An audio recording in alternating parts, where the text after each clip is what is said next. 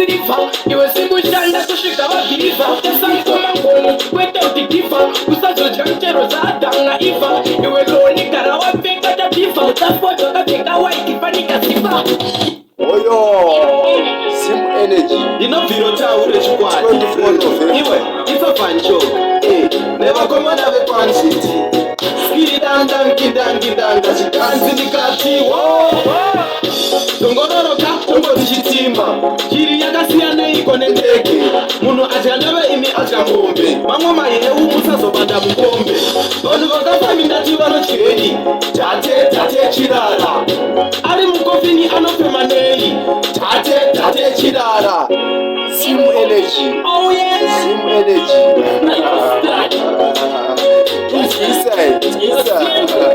girlfriend takapenda zisina questions mbona tini marotiation are matisi maronte mashuga tetine mabente you full energy nigga wind up your body again what a synergy nigga when you wind up your body again you full energy nigga wind up your body again what a synergy That's a queen again. That about that. And that's on me. Simple, solid, plus 2 plus 1. Right now, this is a photo. What's it for? I bet I can say when never know the bar. Did not be some ladies and put it in the hopper. No much sweet as in hopper. Telling in the control. Never control, not even patrol. No, why is a man Tony? And this is a control. No, go be on the petrol. Hey, I go. andosika ipapo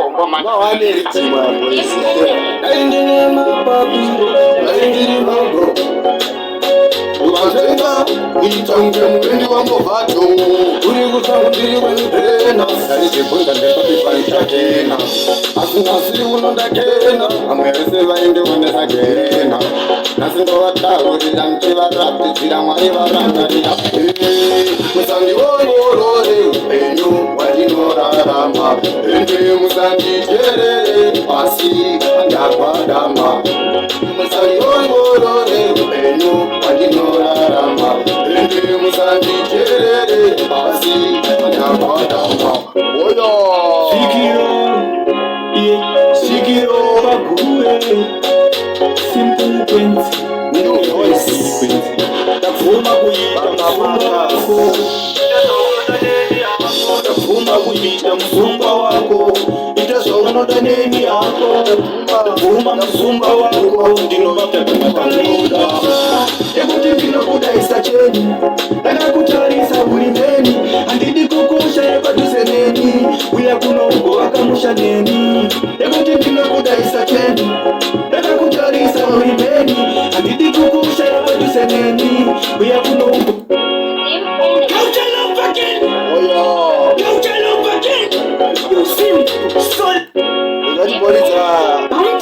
wapana weda oyo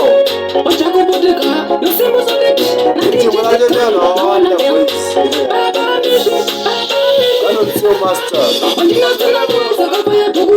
oyo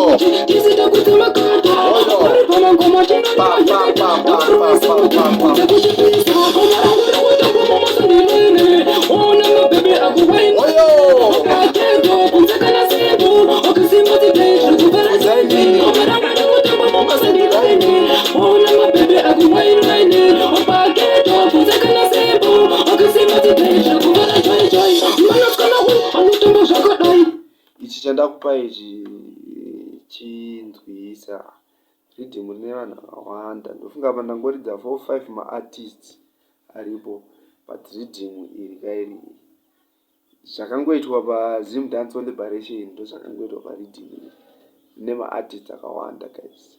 Ridhimu riri kubuda musi wa24 November tichange tiriko kwese kumaredhiyo ese mumastations ese mumatv ese mumawhatsapp ese mumafacebook ese saka ridhimu rinenge riri kwese kwese hausi kudapo maniwe.